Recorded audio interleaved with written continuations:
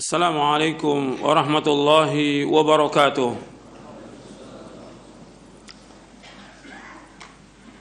إن الحمد لله نحمده ونستعينه ونستغفره ونعوذ بالله من شرور أنفسنا ومن سيئات أعمالنا. من يهده الله فلا مضل له ومن يضلل فلا هادي له.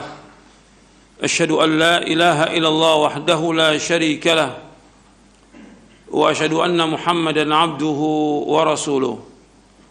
يا أيها الذين آمنوا اتقوا الله حق تقاته ولا تموتن إلا وأنتم مسلمون. يا أيها الناس اتقوا ربكم الذي خلقكم من نفس واحدة وخلق منها زوجها وبث منهما رجالا كثيرا ونساء واتقوا الله الذي تساءلون به والأرحام إن الله كان عليكم رقيبا. يا أيها الذين آمنوا اتقوا الله وقولوا قولا سديدا يصلح لكم أعمالكم ويغفر لكم ذنوبكم ومن يطع الله ورسوله فقد فاز فوزا عظيما. أما بعد فإن أصدق الحديث كتاب الله وخير الهدي هدي محمد صلى الله عليه وعلى آله وسلم وشر الأمور محدثاتها وكل محدثة بدعة وكل بدعة ضلالة وكل ضلالة في النار. Ayolah ikhwah, a'azakumullah, kepada jamaah Masjid Nurul Tauhid yang mudah-mudahan dirahmati oleh Allah Ta'ala, dan kepada seluruh pemirsa TV Roja dan pendengar Radio Roja yang mudah-mudahan dirahmati oleh Allah Ta'ala. Alhamdulillah, kita bersyukur kepada Allah SWT atas segala nikmat yang Allah karuniakan, nikmat Islam, nikmat iman, nikmat sehat, nikmat afiat, dan nikmat dijauhkan oleh Allah dari berbagai macam malapetaka. Ikhwani fid din, a'azakumullah. Untuk hari ini kita akan membahas tentang sikap seorang muslim terhadap wabah virus corona yang menyebar di mana-mana dan juga membuat sebagian kaum muslimin panik dan juga sebagian negara juga demikian. Maka kita akan bahas bagaimana menurut syariat Islam. Kita akan bahas beberapa poin supaya mudah untuk mencatatnya. Yang pertama, seorang muslim dia wajib mengimani dan meyakini di alam semesta ini hanya ada satu ilah, satu Tuhan, yaitu yang mengatur alam semesta ini, yaitu Allah Subhanahu wa Ta'ala. Allah berfirman, wa ilahukum ilahu wahid la ilaha illa huwa rabbul alamin. Wa ilahukum ilahu wahid la ilaha illa huwa rahmanur rahim. Wa ilahukum ilahu wahid, dan ilah kamu ilah yang satu. La ilaha illahu, tidak ada ilah yang berhak diibadahi melainkan hanya Allah. Ar-Rahmanur Rahim, yang maha pengasih dan penyayang. Allah menyebutkan ilah itu hanya satu. Jadi yang mengatur alam semesta ini dan semuanya hanya Allah Ta'ala.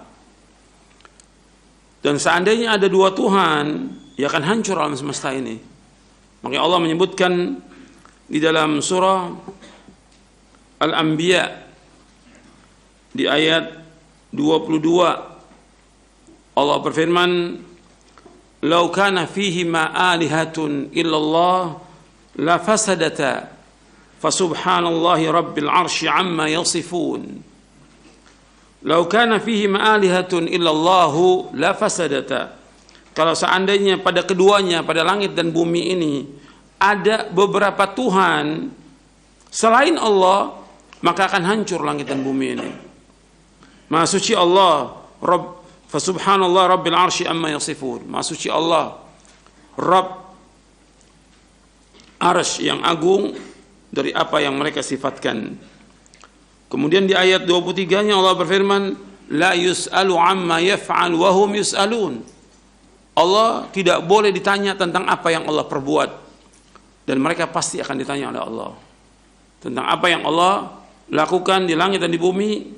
Allah nggak boleh tanya, tapi mereka pasti akan ditanya. Dan kita wajib mengimani dan meyakini bahwa apa saja yang terjadi di langit dan di bumi dan di antara keduanya dan di seluruh alam semesta itu tidak lepas daripada kehendak Allah. Apa aja yang terjadi? Apa aja yang terjadi?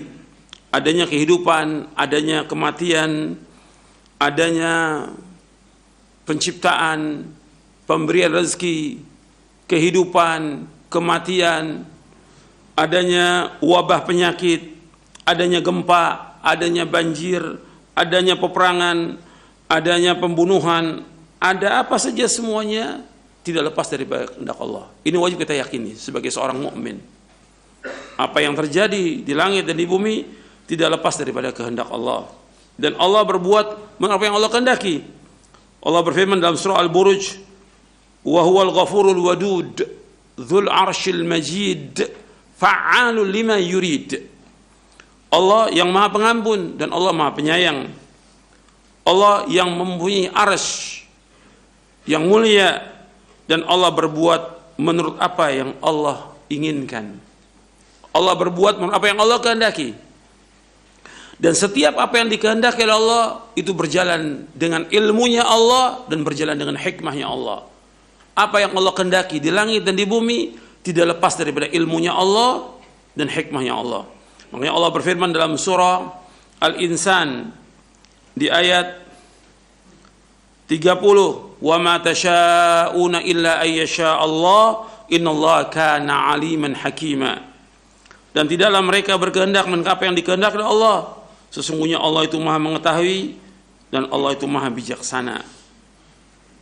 Jadi semua yang terjadi dan di langit dan di bumi enggak lepas daripada hikmahnya Allah. Maka dalam syarah akidah Ahlussunnah wal Jamaah di poin yang ke-40, ketika kita berbicara tentang masalah takdir, di syarah akidah Ahlussunnah wal Jamaah poin yang ke-40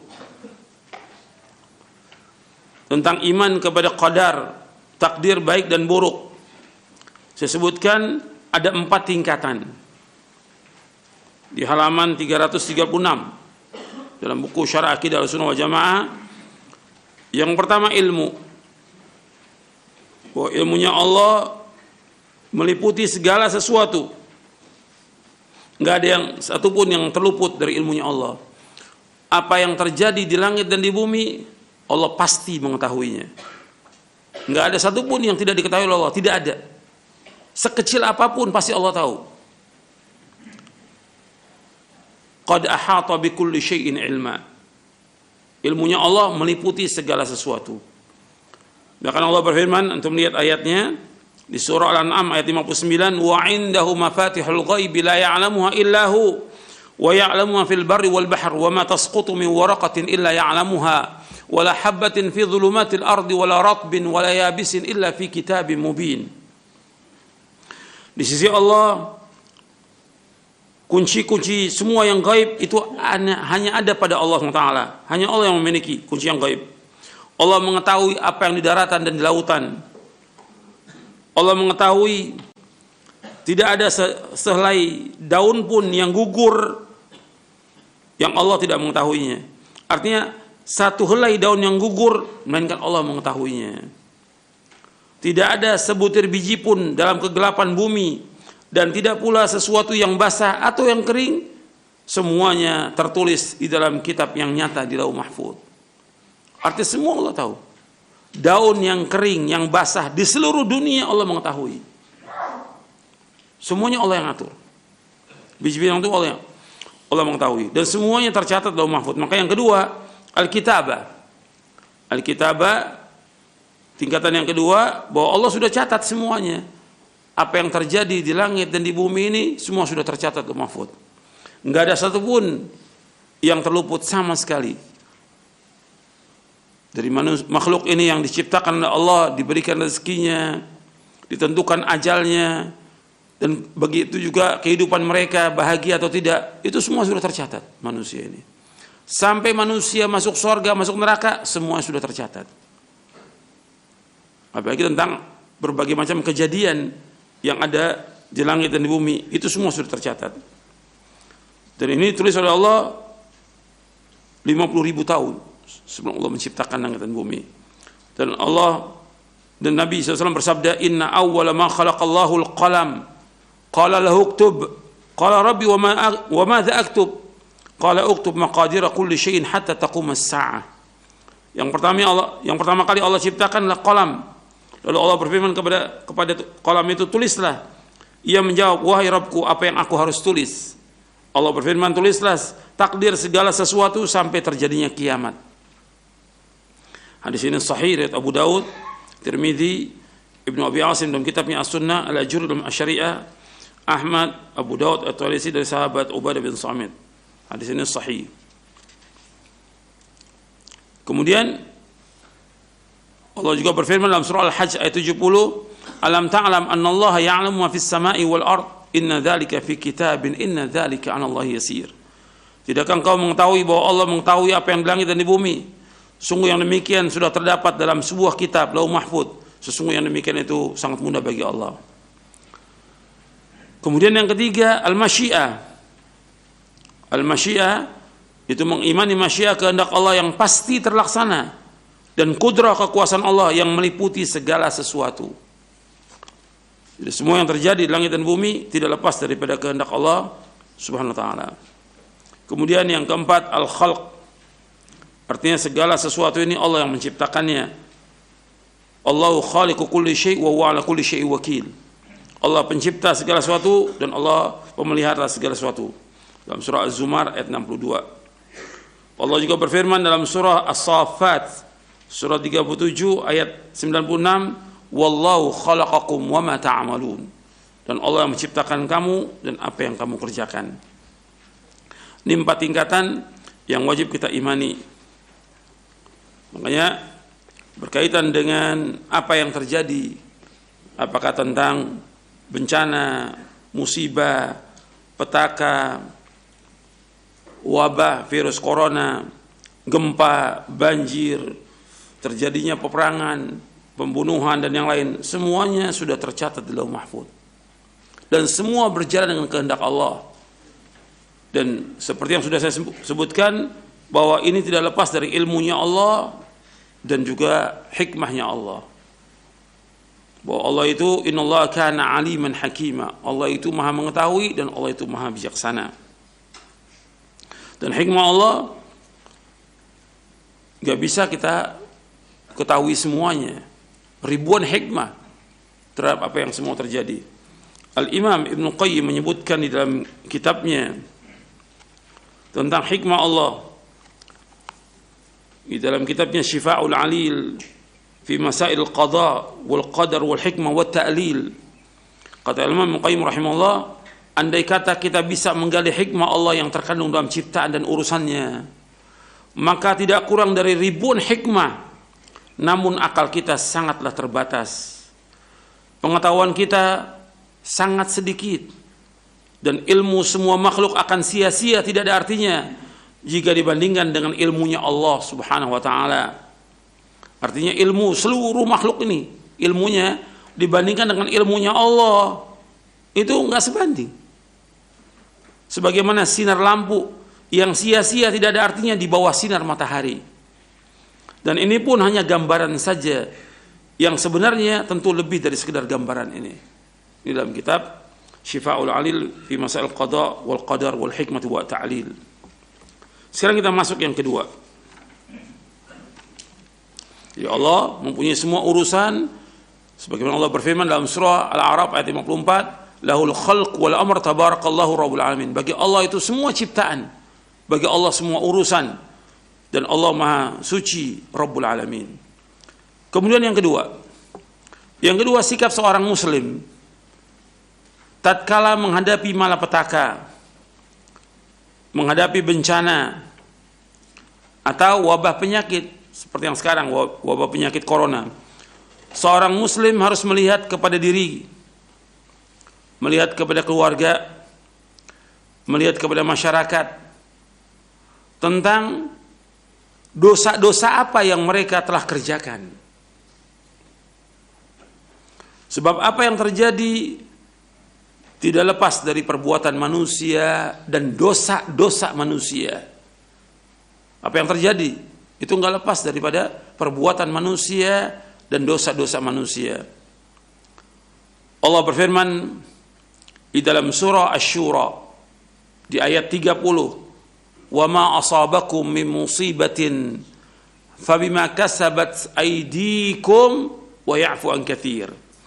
Apa saja musibah yang menimpa kalian dengan sebab dosa-dosa kalian, dan Allah banyak memberikan maaf kepada kalian.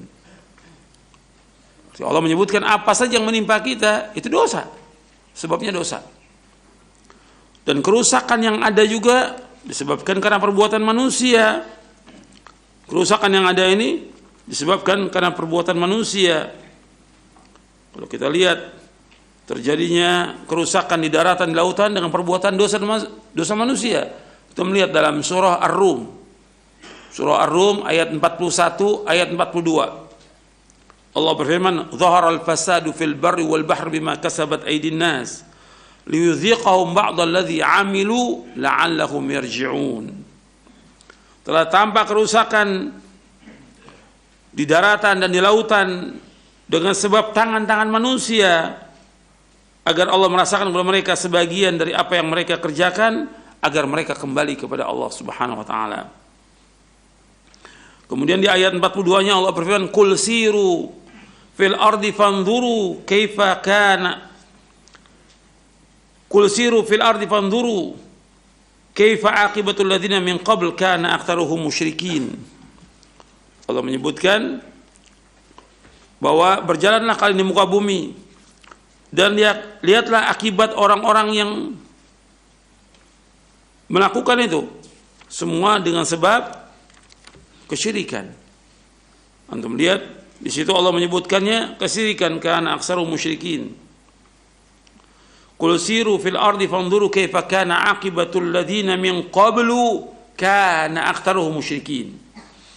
Maka berjalanlah di muka bumi dan lihatlah bagaimana akibat orang-orang sebelum kalian, kebanyakan mereka berbuat syirik. Jadi Allah menyebutkan di sini kaifa kana aqibatul ladzina min qabl kana aktsaruhum musyrikin. Kebanyakan mereka berbuat syirik kepada Allah. Kalau kita lihat apa yang terjadi ini enggak lepas dari dosa-dosa besar manusia. Dosa yang paling besar syirik. Banyak orang-orang yang menyekutukan Allah Subhanahu wa taala, menduakan Allah, memalingkan ibadah kepada Allah. Ini kesyirikan. Maka Allah memberikan hukuman akibat perbuatan mereka. Dan Allah juga menyebutkan di dalam ayat yang lain bahwa semuanya dengan sebab manusia. Dalam surah An-Nisa di ayat 79, apa yang mengenai kita itu sebab dosa kita. Ma asabaka min hasanatin famin Allah wa ma asabaka min sayyi'atin famin nafsik wa arsalnaka lin-nasi rasula wa kafa billahi syahida. Dan apa saja yang menimpa kamu dari kebaikan itu dari Allah. Wa ma asabaka min sayyi'atin, dan apa saja yang menimpa kamu dari kejelekan famin nafsik. Dijelaskan dalam tafsir Ibnu Katsir, min nafsik ay bi dzambika, ay bi sababi dzambika, dengan sebab dosa-dosa kamu. Wa arsalnaka lin-nasi rasula, dan Allah mengutus kepada kamu, Allah mengutus kamu Muhammad kepada manusia seorang rasul. Wa arsalnaka lin-nasi rasula, kami utus kepadamu untuk manusia seorang rasul. Wa kafa billahi syahida, dan cukuplah Allah sebagai saksi. Artinya Allah telah mengutus kepada manusia ini seorang rasul, dan rasul itu menjelaskan bagaimana amal-amal yang dapat mendekatkan diri kepada Allah, dan juga menjelaskan amal-amal yang membawa ke surga dan amal-amal yang membawa manusia ke neraka. Jadi apa yang menimpa manusia dengan sebab dosa manusia, dengan sebab perbuatan mereka. Bahkan Allah menyebutkan dalam ayat yang lain, kalau seandainya Allah azab ini manusia dengan sebab perbuatan dosa manusia, nggak ada yang tertinggal di muka bumi ini.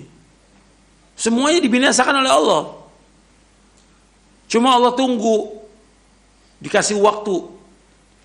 Kalau Allah mau, dihabiskan semuanya. Karena dosa yang lakukan sudah banyak. Dosa apa yang nggak dilakukan? Apalagi kalau lihat di negeri kita, di Indonesia ini, apa aja semua dosa lakukan.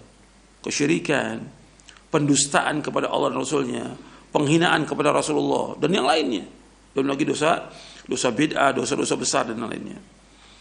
Kalau seandainya Allah mau, Allah adab semuanya, nggak ditinggalkan sedikit pun juga. Hatta binatang ternak, Allah nggak tinggalkan. Allah sebutkan dalam surah Fatir di ayat 45. Dalam surah Fatir ayat 45 Allah berfirman, "Walau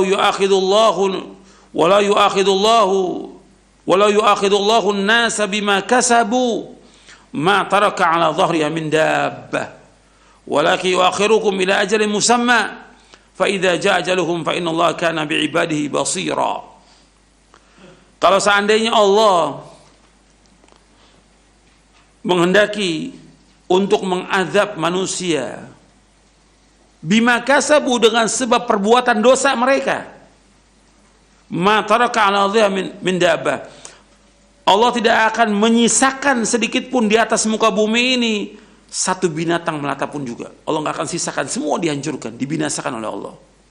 Walakin, akan tetapi, yuakhiruhum, Allah tunda, Allah menangguhkan ila ajalin musamma, sampai waktu yang sudah ditentukan. Fa idza jaa ajaluhum, apabila sudah datang ajal mereka, fa innallaha kana bi ibadihi basira, maka sungguhnya Allah itu Maha melihat tentang keadaan hamba-hambanya.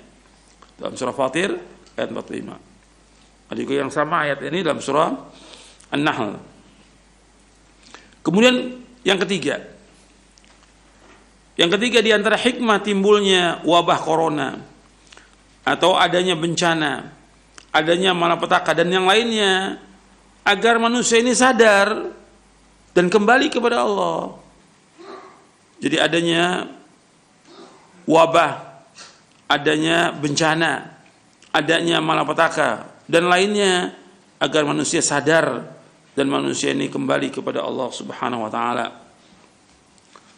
Allah menyebutkan dalam surah Al-An'am di ayat 42. Allah sebutkan dalam surah Al-An'am di ayat 42. Allah berfirman, "Walaqad arsalna ila umamin min qablika fa'akhadnahum bil ba'sa'i wad-dharra'i la'allahum yatadarra'un." Walaqad arsalna ila umamin min qablika, dan sungguh kami telah mengutus rasul-rasul kepada umat-umat sebelum engkau. Fa'akhadnahum, kemudian kami siksa mereka, bil ba'sa'i wad-dharra, dengan menimpakan kemelaratan dan kesengsaraan, la'allahum yatadarra'un, agar mereka memohon kepada Allah dengan kerendahan hati. Di dalam tafsir Imam Ibnu Jarir At-Tabari rahimahullah, ketika menyebutkan tentang bil ba'sa'i wad-dharra, al ba'sa, ujian ditimpakan kepada mereka berupa kemiskinan, kesempitan dalam penghidupan, sedangkan wad-dharra yaitu ujian yang ditimpakan kepada mereka berupa penyakit dan cacat yang menimpa tubuh. Ad-dharra la'allahum yatadarra'un, agar mereka itu kembali kepada Allah, agar mereka itu tunduk kepada Allah, memurnikan ibadah itu hanya kepada Allah, dia mencintai Allah, merendahkan diri kepada Allah, dan taat hanya kepada Allah. La'allahum, dalam tafsir At-Tabari ketika menafsirkan ayat ini, dan juga dalam tafsir Ibnu Katsir ketika menafsirkan ayat ini, artinya Allah timpakan bencana atau wabah agar manusia kembali kepada Allah, agar manusia bertaubat kepada Allah, agar manusia meninggalkan kesyirikan, meninggalkan dosa dan maksiat. Dan juga kalau kita lihat lagi di antara dosa-dosa yang dilakukan oleh manusia sehingga Allah turunkan berbagai macam bencana termasuk wabah penyakit ini, karena kesombongan manusia, keangkuhan manusia, kezoliman manusia, kesyirikan manusia, dan yang lainnya. Sehingga Allah timpakan ini. Kalau kita mau hitung dosa-dosa, banyak sekali. Kalau antum mau baca bagaimana akibat setiap dosa itu, antum bisa baca bukunya Al-Imam Ibnu Qayyim Al-Jauziyah dalam kitabnya Ad-Da' wad Dawa, penyakit dan obatnya. Jadi Allah timpakan segala macam itu dengan sebab penyakit dosa manusia. Kemudian kita bahas yang keempat. Yang keempat, tentang wabah ini timbul pertanyaan, apakah seperti wabah corona ini pernah terjadi penyakit yang seperti ini, yang hampir sama dengan ini?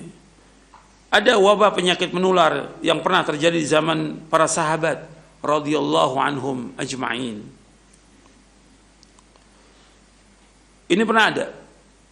Dan Nabi menyebutkan dalam beberapa hadis yang sahih tentang adanya ta'un. Ta'un. Disebutkan dari Usama bin Zaid radhiyallahu an, dari Nabi sallallahu alaihi wasallam, "Idza sami'tum bit-ta'un bi ardin fala tadkhuluha wa idza waqa'a bi ardin wa antum biha fala takhruju minha." Muttafaqun alaih. Apabila kalian mendengar ada penyakit taun di satu negeri, jangan kalian masuk ke negeri itu.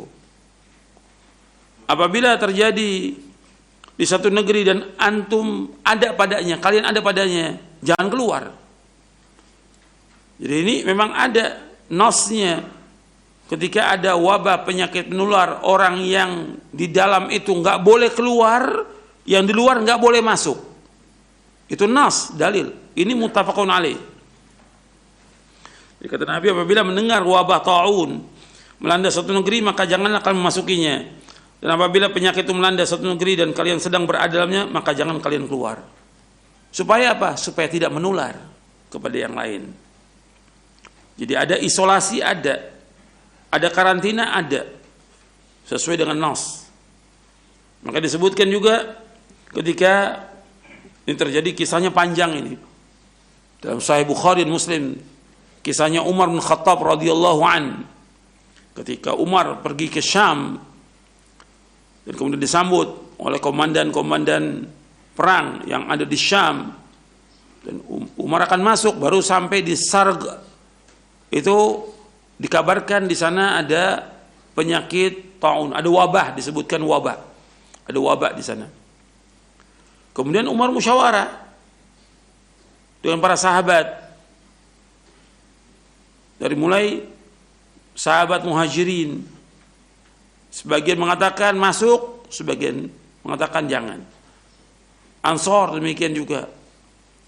Kemudian akhirnya terakhir Umar kepada orang-orang tua dari kalangan muhajirin, yang tua-tua aja. Menurut yang tua, jangan masuk. Kalau wabah, jangan masuk. Enggak lama kemudian setelah Umar setuju nih dengan pendapat yang tua-tua, enggak masuk. Enggak lama ada datang Abdurrahman bin Auf. Waktu itu ada Abu Ubaidah bin Jarrah. Kenapa Umar? Kok kamu lari dari qadar Allah? Kata Umar, kita lari dari qadar Allah menuju qadar Allah. Belum ada nas, belum tahu. Tiba-tiba Abdurrahman bin Auf datang radhiyallahu an. Aku ada ilmu tentang ini. Maka disampaikan oleh Abdurrahman bin Auf, Rasulullah SAW bersabda, "Idza sami'tum bihi bi ardin fala taqdamu alaihi, wa idza waqa'a bi ardin wa antum biha fala takhruju firaran minhu." Apabila kalian mendengar ada wabah di satu negeri, jangan kalian datang ke tempat itu. Jangan masuk. Apabila terjadi di satu negeri dan kalian ada padanya, jangan keluar. Untuk lari dari negeri itu nggak boleh. Maka setelah dengar penjelasan Abdurrahman bin Auf, maka Umar memuji Allah sesuai dengan nasihat orang-orang tua dari muhajirin. Akhirnya Umar kembali ke Madinah. Hadis ini disepakati oleh Bukhari dan Muslim. Dan penyakit taun, nanti saya akan jelaskan apa sih definisi penyakit taun itu. Taun dijelaskan oleh Nabi SAW ketika Aisyah bertanya, Rasulullah, apa taun itu? Nabi mengatakan annau kana adzaban yab'atsu Allahu 'ala man yasha faja'alahu rahmatan lil mu'minin. Falaysa min 'abdin yaqa'u at-ta'un fayamkuthu fi baladihi sabiran muhtasiban ya'lamu annahu la yusibahu illa ma kataballahu lahu illa kana lahu mithlu ajri syahid. Kata Nabi SAW ketika Aisyah bertanya, apa Rasulullah? Aisyah bertanya kepada Rasulullah tentang taun. Maka Nabi mengabarkan bahwa taun itu azab yang Allah turunkan, azab yang Allah kirimkan kepada apa yang Allah kehendaki dari manusia ini. Tapi itu sebagai rahmat bagi kaum mukminin. Dan tidaklah seorang hamba yang mengalami penyakit taun, kemudian dia tinggal tetap di negerinya, tidak keluar, sabar dan mengharapkan ganjaran dari Allah, dan dia meyakini bahwa tidak akan menimpa dia kecuali apa yang Allah sudah takdirkan bagi dia, melainkan orang mukmin ini mendapatkan ganjaran seperti ganjaran orang yang mati syahid. Hadis ini sahih, diriwayatkan oleh Imam Bukhari. Dalam riwayat yang lain, dalam riwayat Bukhari dan Muslim disebutkan at-ta'un rijsun au adzabun ala bani Israil au ala man kana qablakum. Dulu ta'un itu sebagai siksaan dan azab atas bani Israel atau orang-orang sebelum kalian. At-ta'un dijelaskan oleh Imam An-Nawawi dalam kitabnya Syarah Sahih Muslim. Beliau memberikan definisi taun itu adalah virus yang mengenai tubuh, yaitu luka-luka yang keluar dari tubuh di siku atau di ketiak atau di tangan atau di jari-jari dan seluruh tubuh, bengkak-bengkak dan sakit yang sangat sakit betul, dan lukanya terasa panas, melepuh, menjadi hitam sekitar bagian anggota tubuh atau hijau warnanya atau seperti warna merah lembayung, keruh, jantung berdebar-debar dan muntah-muntah. Ini penjelasan Imam Nawawi. Wa amma ta'un fa huwa quruhun takhruju fil jasadi fatakunu fil marafiqi awil abat awil aidi awil asabi wa sairil badan wa yakunu ma'ahu waramun wa alamun syadid wa takhruju tilkal quruhu ma'a lahibin wa yaswaddu ma hawalayhi aw yahdar aw yahmuru humratan banafsajiyatan kadiratan wa yahsulu ma'ahu khafaqanul qalbi wal qay. Itu penjelasan Imam An-Nawawi. Jadi taun itu virus yang mengenai tubuh, luka-luka yang keluar dari tubuh di siku atau di ketiak atau di tangan atau jari-jari dan seluruh tubuh. Timbulnya tadinya bintik-bintik, kemudian bengkak-bengkak, luka dia panas sekali dan sakit gitu. Warnanya berubah, bisa hitam sekitarnya, bisa berwarna hijau atau warna merah lembayung, dan jantung itu berdebar-debar dan muntah-muntah. Biasanya kalau sudah begitu nggak lama meninggal ya. Ini dalam Syarah Muslim di Kitab At-Ta'un wa At-Tiyarah. Sekarang kita masuk, ini penjelasan tentang taun. Apakah corona itu sama dengan taun? Sebagian ulama menyebutkan ya hampir sama gitu. Tapi jelas tidak sama kejadiannya. Antara sebabnya dan juga kejadiannya nggak sama. Tapi karena penyakit ini menular, taun menular. Pada asalnya Nabi menyebutkan tidak ada penyakit menular, la adwa wala tiyara, dalam hadis Bukhari dan Muslim. Nggak ada penularan penyakit, nggak ada. Nggak ada juga anggapan sial. Tapi Nabi menyebutkan, ya Rasulullah, saya punya onta yang kudis dan yang lain sehat. Ternyata onta ini yang lain jadi ikut kudis. Kata Nabi, tidak bisa onta itu dengan sendiri menularkan, tidak bisa. Faman a'dal awal, siapa yang pertama kali menularkan itu? Siapa? Allah Rabbul Alamin. Artinya adanya penyakit nular dengan kehendak Allah. Kalau Allah nggak kehendaki, nggak terjadi itu. Penyakit yang paling berbahaya, artinya perbuatan yang berbahaya, sihir. Sihir berbahaya. Bisa membunuh orang, mematikan orang, membuat orang gila, menceraikan suami istri. Allah sebutkan dalam surah Al-Baqarah ayat 102. Tapi Allah menyebutkan di situ tentang bahaya sihir, wa ma hum bidarrina bihi min ahadin illa biidznillah. Dan tidak ada satupun yang bisa membahayakan seorang pun juga kecuali dengan izin Allah. Artinya semua berjalan menularnya itu dengan izin Allah. Sekarang kita masuk yang kelima. Yang kelima, sikap seorang muslim, ini pengulangan dari yang sebelumnya, terhadap virus wabah corona ini. Yang pertama dari yang kelima ini, kita wajib beriman dan yakin bahwa semua urusan di tangan Allah. Ini pengulangan ini harus terus diingatkan. Jadi yang kelima ini, yang pertama, kita wajib beriman dan yakin bahwa semua urusan di tangan Allah. Apa yang terjadi semua dengan kehendak Allah.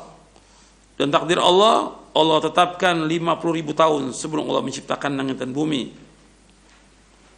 Dan hadisnya ada di Syarah Aqidah.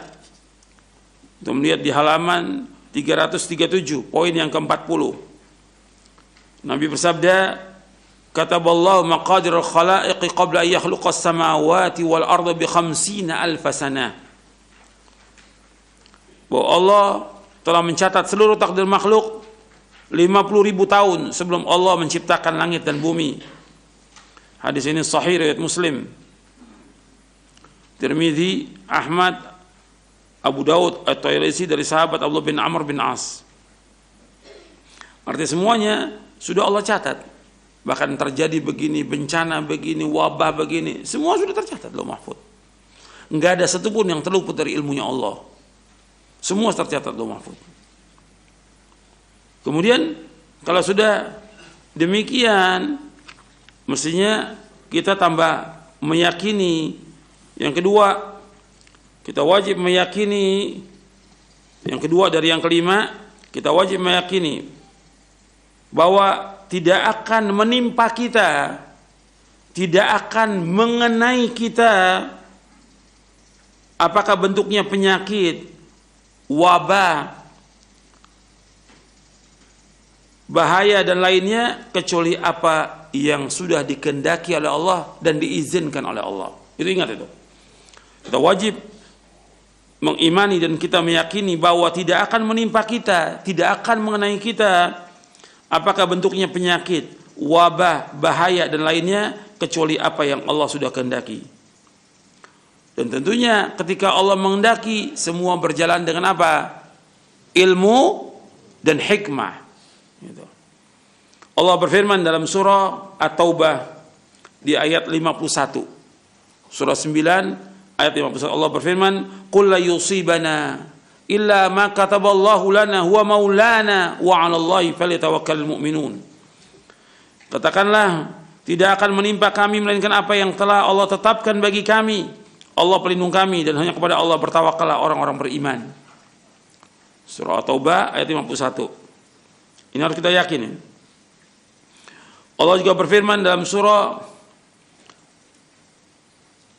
At-Taghabun, surah Al-Hadid. Allah berfirman dalam surah Al-Hadid di ayat 22, "Ma asaba min musibatin fil ardi wala fi anfusikum illa fi kitabim min qabli an nabra'aha inna dzalika 'ala Allah yasir." Apa aja musibah yang ada di bumi dan juga diri kalian, apa saja musibah yang menimpa di bumi dan pada diri kalian, melainkan sudah tercatat dalam kitab sebelum kami mewujudkannya. Sungguh yang demikian itu mudah atas Allah. Allah juga berfirman dalam surah At-Taghabun ayat 11, "Ma asaba min musibatin illa biiznillah wa may yu'min billahi yahdi qalbahu wallahu bikulli syai'in alim." Tidak ada satupun musibah yang menimpa seorang kecuali dengan izin Allah. Dan barang siapa beriman kepada Allah, insya Allah akan memberi petunjuk kepada hatinya. Dan Allah Maha mengetahui segala sesuatu. Dan juga hadis, ini ayat, ada beberapa ayat hadis Nabi yang antum sudah ketahui dan sudah hafal di Arba'in An-Nawawi, hadisnya Ibnu Abbas yang Nabi menyebutkan SAW, wa'lam annal ummata law ijtama'at ala yanfa'uka bi syai'in lam yanfa'uka illa bi syai'in qad katabahu Allahu lak wa in ijtama'u ala yadurruka bi syai'in lam yadurruka illa bi syai'in qad katabahu Allahu 'alaika rufi'atil aqlamu wa jaffatis suhuf. Kata Nabi SAW, ketahuilah, seandainya umat ini semuanya berkumpul untuk memberikan manfaat kepadamu dengan sesuatu, maka mereka nggak akan bisa berikan manfaat kepada kamu kecuali apa yang Allah sudah tuliskan untuk kamu. Dan seandainya mereka berkumpul untuk memberikan bahaya kepada kamu, nggak akan bisa mereka berikan bahaya kepada kamu kecuali sesuatu yang Allah sudah tetapkan atas kamu. Hadis ini sahih. Artinya kalau ada orang memberikan manfaat kepada kita, kalau Allah nggak kendaki nggak bisa. Kita jualan ini, dagang, sudah kebayang untungnya dagangan itu. Dan udah banyak orang pesan dagangan oleh kita. Tiba-tiba semua membatalkan. Ini kehendak Allah. Nggak akan bisa memberikan manfaat kecuali apa yang Allah sudah tetapkan buat kita. Atau orang makan bayaran kita. Ada umpamanya 5 orang mau bunuh kita. Ini sudah bawa pisau, tapi Allah tidak kehendaki, nggak akan bisa membahayakan kita. Sehebat apapun, sekuat apapun dia. Itu harus kita ingat tuh. Nggak akan menimpa kita kecuali apa yang Allah sudah tetapkan buat kita. Itu harus yakin kita. Sehingga tidak menimbulkan ketakutan yang luar biasa seperti yang terjadi sekarang ini. Nggak akan menimpa kita kecuali apa yang Allah sudah takdirkan. Karena apa? Sudah diangkat pena, sudah kering catatan. Artinya Allah sudah tetapkan semuanya. Nggak akan berubah apa yang Lauh Mahfuz itu. Hadis ini sahih dari Imam Tirmidzi, Ahmad dan yang lainnya. Ini tentang tidak akan ada sesuatu yang menimpa kita kecuali apa yang Allah sudah takdirkan. Sekarang yang keenam. Yang keenam, kita wajib untuk tawakal kepada Allah. Artinya menyerahkan urusan dan menyandarkan hati kita hanya kepada Allah. Kita wajib untuk tawakal kepada Allah, menyerahkan urusan dan menyandarkan hati kita hanya kepada Allah. Tidak ada yang bisa menghilangkan bahaya, menghilangkan bencana, menghilangkan wabah penyakit kecuali hanya Allah saja. Ini masalah iman, ini masalah akidah, ini penting. Seperti tadi yang ke-5, ini yang ke-6, kewajiban kita untuk tawakal kepada Allah. Menyerahkan semua urusan kepada Allah. Karena tidak ada yang bisa menghilangkan bahaya kecuali Allah. Nggak ada yang bisa menghilangkan penyakit kecuali Allah. Nggak ada yang bisa menghilangkan wabah virus corona kecuali Allah. Nggak ada yang bisa menghilangkan malapetaka dan bencana kecuali Allah. Nggak ada yang bisa menghilangkan kesulitan kita kecuali Allah. Kita harus yakin. Allah berfirman di dalam surah Yunus ayat 107. Dalam surah Yunus ayat 107 Allah berfirman, wa iyamsaskallahu bidurrin fala kashifa lahu illa hu wa yuridka bi khairin fala radda li fadlihi yusibu bihi man yasha'u min ibadi wa huwal ghafurur rahim. Apabila Allah menimpakan kepada kamu bahaya apa aja, penyakit, wabah, nggak ada yang bisa menghilangkan kecuali hanya Allah. Dan apabila Allah mengendaki kebaikan, nggak ada yang bisa menolak karunia Allah. Allah memberikan kepada siapa yang Allah kehendaki dari hambanya, dan Allah Maha Pengampun dan Allah Maha Penyayang. Allah juga berfirman dalam surah Al-An'am, surah yang ke-6 ayat 17. Wa iyamsaskallahu bidurrin fala kashifa lahu illa hu wa iyamsaska bi khairin fahuwa ala kulli syai'in qadir. Apabila Allah menimpakan kepada kamu bahaya, penyakit, wabah atau yang lainnya, tidak ada yang bisa menghilangkan semua itu kecuali hanya Allah. Dan apabila Allah memberikan kepada kamu kebaikan, maka Allah berkuasa atas segala sesuatu. Allah juga berfirman dalam surah Asy-Syu'ara di ayat 80, wa idza maridtu fahuwa yashfin. Apabila aku sakit, hanya Allah saja yang dapat menyembuhkan. Obat, dokter itu sarana aja. Obat, dokter yang lainnya sarana, tapi yang menyembuhkan hakikatnya hanya satu, yaitu Allah Rabbul Alamin. Nggak ada yang bisa menyembuhkan kecuali Allah. Jadi kita seorang mukmin, seorang mukminah, seorang muslim, seorang muslimah wajib menyerahkan urusan kita kepada Allah. Tapi tetap kita wajib ikhtiar dengan cara-cara yang dibenarkan menurut syariat. Di samping kita tawakal kepada Allah, kita juga ikhtiar. Seperti umpamanya kita tawakal kepada Allah tentang adanya penyakit. Tapi kita harus ikhtiar. Ikhtiarnya apa? Berobat. Ikhtiarnya berobat. Yang menyembuhkan penyakit itu hanya Allah. Tapi ingat, ini kita harus ikhtiar dengan melaksanakan perintah Allah dan menjauhkan larangannya. Yang ketujuh, Rasulullah SAW sudah mengajarkan apabila sakit segera berobat dan yang menyembuhkan hanya Allah Ta'ala. Rasulullah sudah mengajarkan apabila sakit segera berobat dan yang menyembuhkan hanyalah Allah SWT. Dan cara pengobatan penyakit yang diajarkan dalam syariat Islam ini mencakup dua jenis. Cara pengobatan dalam syariat Islam ini mencakup dua jenis. Yang pertama, at-tibbul wiqai, yaitu terapi preventif, pencegahan. Yang kedua, at-tibbul ilaji, terapi kuratif, arti penyembuhan. Dan Imam Al-Alamah Ibnu Qayyim rahimahullah yang wafat tahun 751 Hijriah sudah menjelaskan di dalam kitabnya At-Tibbun Nabawi. Dan kita berusaha dengan dua ini, arti pencegahan dan juga pengobatan. Dan kalau kita lihat di antara cara untuk mencegah wabah penyakit corona, di antaranya mencuci tangan, membersihkan diri. Ini Islam sudah mengajarkan. Islam sudah mengajarkan dengan kita berwudu setiap hari. Bukan hanya 5 kali. Itu 5 sholat. Kalau kita tambah lagi dengan sholat-sholat sunat, banyak lagi. Belum lagi dengan ditambah dengan mandi. Mandi kita setiap hari mandi.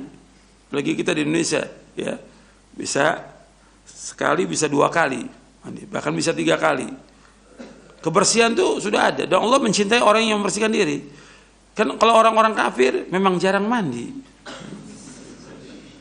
jarang membersihkan diri. Kalau orang Islam membersihkan diri. Soal mencuci tangan gak usah diajarkan. Kan sekarang banyak orang mengajarkan cuci tangan. Islam sudah mengajarkan. Rasulullah SAW sudah mengajarkan. Ketika kita akan wudu, cuci tangan dulu apa tidak? Cuci tangan 3 kali. Sudah diajarkan. Bersih. Berwudu. Itu 5 kali sholat. Belum lagi tambah dengan sholat-sholat sunat yang lain. Belum lagi tambah dengan mandi. Islam sudah mengajarkan. Insya Allah orang Islam akan terjaga. Kalau seandainya pun kena bagi dia, ya sudah takdir Allah. Dan itu yang terbaik buat kita. Karena apa? Nabi menyebutkan rahmatan lil mu'minin. Penyakit itu sebagai rahmat bagi siapa? Kaum mukminin. Karena akan menghapuskan dosanya, mengangkat derajatnya, memasukkan dia ke dalam surga dengan sebab itu. Maka disamakan orang-orang yang kena penyakit taun disamakan dengan orang yang mati syahid. Ini untuk orang beriman, tidak untuk orang kafir. Ya, untuk orang beriman. Makanya disuruh kita untuk membersihkan diri. Dan Allah mencintai orang membersihkan diri. Innallaha yuhibbut tawwabina wa yuhibbul mutatahhirin. Allah mencintai orang bertaubat dan Allah mencintai orang-orang yang membersihkan diri. Dan kita seperti diajarkan tentang bersin. Bersin juga kita dianjurkan kalau bersin itu meletakkan tangan. Kata Nabi dalam satu hadis yang hasan yang diriwayatkan oleh Imam Al-Hakim dan Imam Al-Baihaqi dalam Syu'abul Iman dari sahabat Abu Hurairah radhiyallahu an. Dan hadis ini hasan. Nabi bersabda sallallahu "Idza atasa ahadukum falyadha kaffaihi ala wajhi wal yahfidh sautahu." Apabila seorang dari kamu itu bersin, berbangkis, diletakkan 2 telapak tangannya tutup ini, tutup. Kalau bersin, berbangkis, bukan dibuka, ditutup. Kemudian wal yahfidh sautahu. Kemudian hendaknya dia merendahkan suaranya. Bukan sengaja dikeraskan suaranya. Wal yahfidh sautahu. Nabi sudah mengajarkan. Kalau orang bersin, ditutup. Meskipun bersin ini dicintai oleh Allah. Kalau nguap dibenci oleh Allah. Allah yuhibbul utas wa yakrahu tatha'ub. Dalam hadis yang sahih, Allah mencintai orang bersin dan membenci orang yang menguap. Tapi ketika nguap disuruh kita untuk menutup juga. Disuruh untuk menutup. Kita dalam sholat ditutup, apalagi di luar sholat. Disuruh kita tutup mulut kita ketika kita menguap. Begitu juga bersin. Diletakkan kedua tapak tangan di wajah ini. Kalau kita bersin. Bukan dibuka. Jadi soal masalah penularan penyakit, Islam sudah mengajarkan. Islam sudah mengajarkan. Cuma ini kan jarang dibahas hadisnya. Gitu. Jadi kalau bersin itu tutup mukanya. Kemudian rendahkan suaranya. Dan harus kita ingat bahwa setiap penyakit itu pasti ada obatnya. Setiap penyakit pasti ada obatnya. Itu harus kita ingat tuh. Jangan kita takut.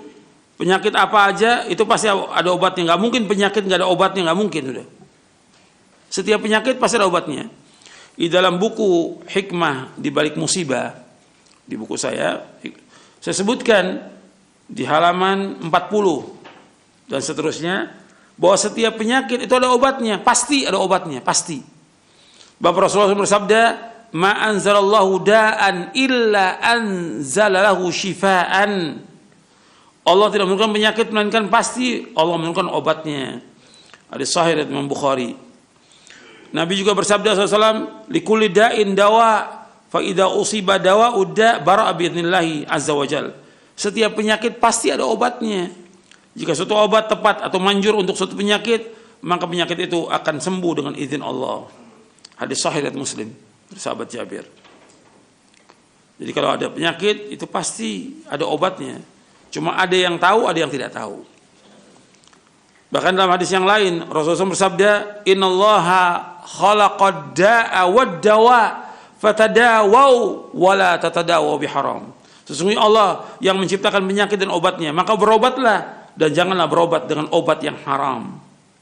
Ini hadis sahih riwayat Dulabi dalam kitabnya Al-Kuna wal Asma, dihasankan oleh Syekh Al-Albani dalam silsilah hadis as-sahihah di juz yang keempat dari sahabat Abu Darda.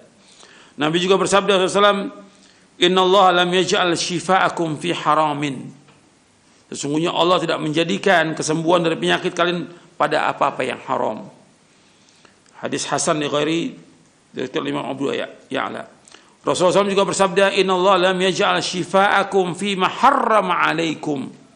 Sesungguhnya Allah tidak menjadikan kesembuhan penyakit kalian pada apa-apa yang diharamkan atas kalian. Hadis sahih riwayat Imam Bukhari dari sahabat Ibnu Mas'ud, dan hadis ini dimausulkan oleh Imam At-Tabrani dalam kitabnya Mu'jamul Kabir. Ada setiap penyakit ada obatnya, maka kita disuruh untuk berobat. Tapi Allah nggak akan jadikan obat itu dari yang haram, nggak mungkin. Umpamanya obat dari khamar nggak mungkin. Atau obat umpamanya ada orang berobat dari yang haram, dari ular, nggak boleh. Nggak ada obat. Setiap yang haram bukan obat, penyakit. Bahkan ada di Indonesia ini yang berobat dengan, maaf ya, kencing manusia, ada. Ini nggak masuk akal. Ini berarti bisikan dari siapa? Dari setan ini dukun nih berarti. Karena setan menyuruh untuk yang haram. Nggak mungkin. Dan nggak akan sembuh. Karena haram. Air kencing manusia, air seni manusia haram. Jadi nggak mungkin Allah menciptakan obat itu dari yang haram. Kemudian yang kedelapan. Yang kedelapan, kita dianjurkan untuk banyak berdoa kepada Allah. Karena yang dapat mengabulkan semua doa hanya Allah. Yang menghilangkan malapetaka Allah. Yang menghilangkan wabah penyakit Allah. Yang menghilangkan bencana Allah. Yang menghilangkan kesulitan, kesedihan hanya Allah. Kita disuruh untuk berdoa kepada Allah Subhanahu wa ta'ala. Banyak berdoa. Ini penting ini. Doa penting. Ini senjatanya orang beriman, itu berdoa. Di dalam surah Al-Mu'min, surah Ghafir ayat 60, Allah berfirman, wa qala rabbukum ud'uni astajib lakum innal ladzina yastakbiruna an ibadati sayadkhuluna jahannama dakhirin. Allah berfirman, berdoalah kalian semuanya kepadaku, niscaya aku akan kabulkan doa kalian. Sesungguhnya orang-orang yang sombong, yang tidak mau beribadah kepada aku akan masuk neraka jahanam dalam keadaan hina. Allah juga berfirman dalam surah Al-Baqarah ayat 186, wa idza sa'alaka ibadi anni fa inni qarib ujibu da'watad da'i idza da'an falyastajibu li wal yu'minu bi la'allahum yarshudun. Apabila hamba-hambaku bertanya kepadamu Muhammad tentang aku, katakan aku dekat. Aku mengabulkan permohonan orang yang berdoa apabila dia berdoa kepadaku. Hendaknya mereka itu memenuhi perintahku dan beriman kepadaku agar mereka bisa memperoleh kebenaran. Rasulullah juga bersabda, ad-du'a wal ibadah. Doa itulah ibadah. Kemudian Rasul membacakan ayat surah Al-Mu'min ayat 60 yang tadi kita baca. Hadis sahih riwayat Abu Daud dan Tirmidzi. Nabi juga bersabda, inna du'a yanfa'u mimma nazala wa mimma lam yanzil fa'alaikum ibadallah bid-du'a. Inna du'a, sesungguhnya doa, yanfa, bermanfaat, mimma nazala, dari apa yang sudah menimpa, dari penyakit, wabah, bencana yang sudah menimpa. Wa mimma lam yanzil, dan apa yang belum turun, itu doa itu bermanfaat. Fa'alaikum ibadallah bid-du'a, hendaklah wahai hamba Allah berdoa. Hadis ini hasan, diriwayatkan oleh Imam At-Tirmidzi dan Hakim dari sahabat Abdullah bin Umar radhiyallahu anhuma. Jadi anjurkan kita untuk banyak berdoa. Nah, di antara doa yang diajarkan itu zikir pagi dan petang yang antum baca itu. Zikir pagi petang, ini di buku zikir pagi petang ini yang antum baca setiap hari apa? Bismillahilladzi la yadurru ma'asmi syai'un fil ardi wala fis sama wa huwas samiul alim. Ada juga Allahumma inni as'alukal afwa wal afiyata fid dunya wal akhirah. Allahumma inni as'alukal afwa wal afiyata fi dini wa dunyaya wa ahli wa mali. Allahumma astur aurati wa amin rawati. Allahumma ihfazni min baini yadayya wa min khalfi wa an yamini wa an shimali wa min fawqi wa a'udzu bi'azamatika an uqtala min tahti. Nanti baca zikir.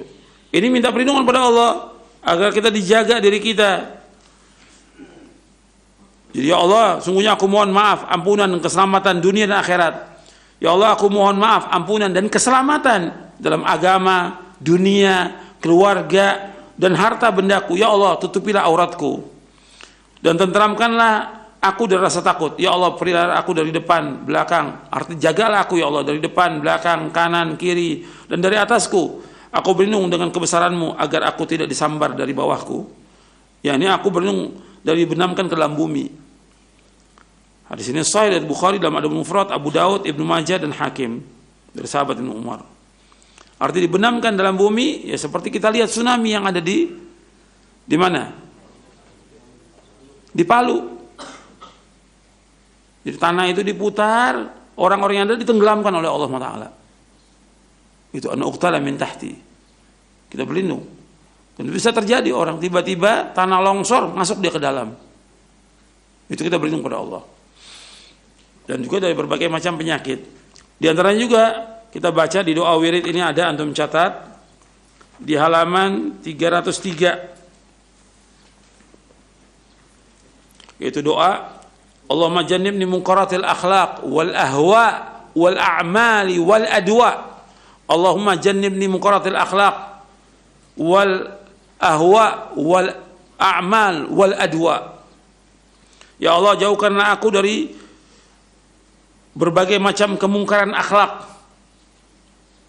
wal ahwa, dan juga hawa nafsu, wal a'mal, dan juga amal-amal yang mungkar, yang jelek, wal adwa, dan berbagai macam penyakit.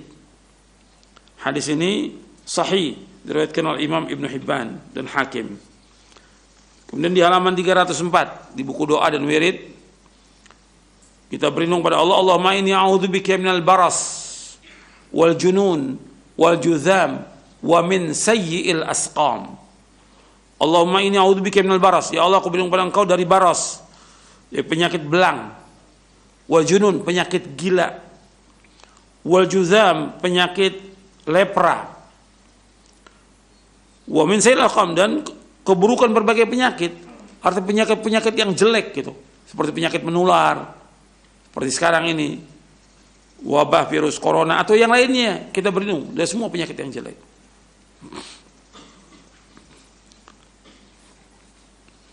Ini doa-doa yang kita baca ketika kita menghadapi yang demikian. Artinya setiap hari kita bisa baca di waktu sujud doa-doa ini. Dan ada beberapa doa lagi, tapi ini sudah cukup doa-doa yang bisa antum baca ini. Banyak doa-doa yang bisa antum baca, tapi ini sudah cukup. Kemudian diantaranya juga dianjurkan kita makan kurma ajwa. Itu 7 butir, itu akan terhindar dari sihir dan juga racun. Kurma ajwa. Kata Nabi SAW, man istabaha bi sab'i tamaratin ajwatan lam yadurru dzalikal yaum summun wala sihr. Barang siapa yang di pagi hari makan 7 buah kurma ajwa yang diserahkan dengan kurma Nabi SAW, maka dia tidak akan terkena racun atau sihir pada hari itu. Hadis sahih riwayat Bukhari dan Muslim dari sahabat Sa'ad bin Abi Waqqas radhiyallahu anhu. Kemudian juga minum air Zam-Zam. Juga air Zam-Zam menyembuhkan. Zam-Zam itu syifa'u suqmin wa ta'amu tuq. Kata Nabi, Zam-Zam ta'amu tu'min wa syifa'u suqmin. Zam-Zam itu inna mubarakah, air yang diberkahi oleh Allah. Inna ta'amu tu'min, sesungguhnya Zam-Zam itu makanan yang mengenyangkan. Wa syifa'u suqmin, dan obat dari berbagai penyakit. Ini hadis sahih riwayat Muslim dan juga Al-Bazzar dan Baihaqi. Nabi juga bersabda, ma'u Zam-Zam lima syuriba lahu. Air Zam-Zam tergantung niatnya kita minum. Kalau kita ingin disembuhkan penyakit, akan disembuhkan. Kalau niatnya supaya kuat hafalan kita, akan diberikan kekuatan hafalan. Tergantung dari niatnya. Kemudian juga dengan madu, dengan habbatus sauda, ini ada di buku Hikmah di Balik Musibah, nanti antum lihat tentang berobat dengan madu dan juga berobat dengan habbatus sauda. Dan habbatus sauda ini mengobati berbagai penyakit kecuali kematian. Kalau ajal dannya datang, ya nggak bisa diobati. Itu diantaranya. Kemudian sekarang kita masuk yang ke-9. Yang ke-9, sikap seorang mukmin dalam menghadapi kejadian apa saja yang menimpa kita, keluarga, masyarakat, dan lainnya, kewajiban kita untuk sabar. Allah SWT menyuruh kita untuk sabar. Allah SWT menyuruh kita untuk sabar. Dan Allah memuji orang-orang yang sabar. Karena Allah menyebutkan bahwa ini akan diuji manusia ini. وَلَنَبْلُوَنَّكُمْ بِشَيْءٍ مِنَ الْخَوْفِ وَالْجُوعِ وَنَقْصٍ مِنَ الْأَمْوَالِ وَالْأَنْفُسِ وَالثَّمَرَاتِ وَبَشِّرِ الصَّابِرِينَ الَّذِينَ إِذَا أَصَابَتْهُمْ مُصِيبَةٌ قَالُوا إِنَّا لِلَّهِ وَإِنَّا إِلَيْهِ رَاجِعُونَ أُولَئِكَ عَلَيْهِمْ صَلَوَاتٌ مِنْ رَبِّهِمْ وَرَحْمَةٌ وَأُولَئِكَ هُمُ الْمُهْتَدُونَ. Dan sungguh-sungguh kami akan menguji manusia dengan sedikit ketakutan, kelaparan, kekurangan harta, jiwa dan buah-buahan, dan sampaikanlah kabar gembira kepada orang-orang yang sabar. Siapa yang sabar? Yaitu orang-orang apabila ditimpa musibah mereka mengucapkan inna lillahi wa inna ilaihi raji'un. Sesungguhnya kami milik Allah dan kami akan kembali kepada Allah. Mereka itulah orang-orang yang memperoleh selawat dan rahmat dari Rabb mereka, dan mereka itulah orang-orang yang mendapatkan petunjuk. Surah Al-Baqarah ayat 155 sampai 157. Dan juga Nabi bersabda SAW dalam hadis yang sahih yang diriwayatkan oleh Imam Muslim dan Ahmad, ajaban li amril mu'min inna amrahu kullahu khairun wa laysa dzaka li ahadin illa al mu'min in asabatu sarra'u syakara fa kana khairan lah wa in asabatu dharra sabara fa kana khairan lah. Kata Nabi, sangat mengherankan urusan orang mukmin. Semua urusannya baik. Dan itu tidak ada kecuali hanya orang beriman saja. Kalau dia mendapatkan kesenangan, kegembiraan, dia bersyukur kepada Allah, dan itu baik buat dia. Kalau dia mendapatkan kesulitan, kesusahan, bahaya, dia bersabar, dan itu baik buat dia. Hadis sahih riwayat Muslim dan Ahmad. Suruh sabar. Ketika dapat nikmat, wajib kita syukur. Ketika dapatkan cobaan, ujian, musibah, penyakit dan yang lainnya, wajib kita sabar. Dan yang terakhir, yang ke-10, yaitu kita wajib untuk bertaubat kepada Allah atas semua dosa. Disuruh taubat, memperbanyak taubat, istighfar kepada Allah. Allah berfirman dalam surah An-Nur ayat 31, "Wa tubu ilallahi jami'an ayyuhal mu'minuna la'allakum tuflihun." Taubatlah kepada Allah semuanya, wahai yang beriman, agar kalian menjadi orang-orang yang sukses. Dan juga dalam surah At-Tahrim ayat 8, "Ya ayyuhalladzina amanu tubu ilallahi taubatan nasuha." Wahai orang beriman, taubatlah kepada Allah dengan taubat yang nasuh, taubat yang ikhlas, taubat yang jujur, taubat yang benar. Ya, tinggalkan semua dosa. Taubat kembali kepada Islam yang benar. Jadi semuanya nih, baik itu pribadi, keluarga, masyarakat, kemudian juga bangsa, tokoh-tokoh, pejabat dan yang lainnya, itu harus kembali semua kepada Allah. Taubat bahwa kita ini pasti mati dan kita pasti akan kembali kepada Allah. Dunia ini hanya sesaat, kesenangan yang sementara, sebentar, nggak lama. Seandainya pun manusia diberikan semua kenikmatan, paling batasnya umurnya 70 tahun, nggak lebih daripada itu. Tapi setelah itu dia sengsara abadi. Sudah dikenakan berbagai macam cobaan, ujian, penyakit, tapi tetap dia berbuat dosa. Akhirnya matinya su'ul khotimah, di neraka diazab jutaan tahun. Makanya kita harus taubat. Semuanya, semua elemen masyarakat harus taubat kepada Allah. Maka para nabi, para rasul dalam dakwanya ingatkan manusia untuk takwa kepada Allah, untuk mentauhidkan Allah dan untuk istighfar. Setiap nabi ingatkan takwa, istighfar dan taubat kepada Allah. Makanya kita perbanyak istighfar, perbanyak zikir, perbanyak amal-amal soleh, perbanyak sedekah. Kita pasti akan mati dan kita akan kembali kepada Allah. Mudah-mudahan yang saya sampaikan bermanfaat untuk saya semuanya, untuk saya dan untuk antum semuanya bermanfaat. Mudah-mudahan Allah yang Maha Pengasih, Maha Mengetahui, yang Maha Bijaksana, Maha Lembut, dan juga memberikan rahmat kepada kita semuanya, menjauhkan kita semua dari berbagai macam penyakit, musibah, bencana, wabah dan yang lainnya. Dan Allah itu waliyu dzalik wal qadiru alaihi wa huwa arhamur rahimin. Wassallallahu nabiyana Muhammadin sallallahu alaihi wa ala alihi wasallam. Baik, terima kasih kami ucapkan jazakumullahu khairan atas 10 poin nasihat berharga di dalam menyikapi mewabahnya virus corona. Dari Khotal Islam, pendengar serta pemirsa, kita masuk sesi interaktif. Untuk Anda yang akan bertanya secara langsung pada Al-Ustadz, silakan bisa hubungi kami. Dan tentunya kami berharap pertanyaan berkesesuaian dengan tema kita. Assalamualaikum. Waalaikumsalam warahmatullahi wabarakatuh. Silakan pertanyaannya. Ini Ustadz, masalah penyakit juga walaupun bukan corona ini. Bagaimana kalau ada orang yang kena penyakit keluar masuk rumah sakit tapi orangnya tidak pernah mengerjakan sholat, tidak puasa, apakah juga bisa menghapuskan dosa-dosanya Ustadz? Iya. Mohon penjelasan, syukron. Baik. Waalaikumsalam warahmatullahi wabarakatuh. Silakan Ustaz. Pertanyaannya hampir sama dengan pertanyaan yang sebelumnya. Kalau tadi berkaitan dengan orang kafir, sekarang berkaitan dengan orang yang meninggalkan sholat. Nggak sholat, nggak puasa. Ya azab buat dia. Karena dosanya sudah besar. Meninggalkan sholat, satu kali aja meninggalkan sholat, dosanya lebih besar dari dosa membunuh. Dosanya lebih besar daripada dosa berzina. Dosanya lebih besar daripada dosa mencuri. Ini disebutkan oleh Al-Imam Ibnu Qayyim dalam kitabnya As-Shalah wa Hukmu Tarikiha. Besar dosanya yang meninggalkan sholat itu. Jadi itu azab buat dia karena dosanya yang besar. Apalagi meninggalkan puasa. Kalau seandainya dia meninggalkannya itu karena dia memang menolak syariat Islam tentang sholat, ya sudah kafir dia. Oh, dia sudah tolak sholat itu. Bagi saya nggak wajib umpamanya. Atau pokoknya saya nggak mau sholat. Memang udah keyakinan, itu kafir. Tapi kalau dia karena kebodohan, karena kemalasan, dia masih meyakini sholat yang 5 waktu itu wajib, masih meyakini, dia tetap muslim, tapi tetap ada akibat dari perbuatan dosanya. Dosanya berat itu dengan meninggalkan sholat sekali. Belum lagi dosa-dosa yang lain yang dilakukan. Jadi kita harus ingat itu dosa itu punya pengaruh terhadap diri kita.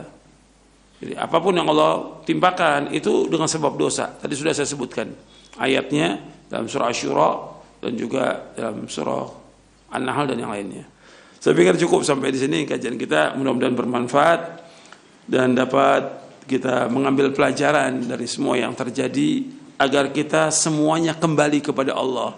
Kajian kita masalah akidah ini. Bukan sekedar wabah corona, tapi kita mengkaji masalah akidah agar kita kembali kepada Quran wa sunnah ala masalah. Kita kembali kepada Allah karena kita pada hakikatnya hamba Allah. Kita hamba Allah. Kita pasti mati dan kita pasti akan kembali kepada Allah. Kita bertaubat atas semua dosa, kemudian kita laksanakan syariat, melakukan perintahnya, menjauhkan larangannya, dan harus kita ingat bahwa Allah itu sangat sayang kepada hamba-hambanya. Allah sangat sayang. Maka kita terus berdoa dan mohon kepada Allah agar Allah menghindarkan kita dari berbagai macam malapetaka. Wa sallallahu nabiyana Muhammadin sallallahu alaihi wasallam subhanakallahumma bihamdik asyhadu an la ilaha illa anta astaghfiruka wa atubu ilaik. Assalamualaikum warahmatullahi wabarakatuh.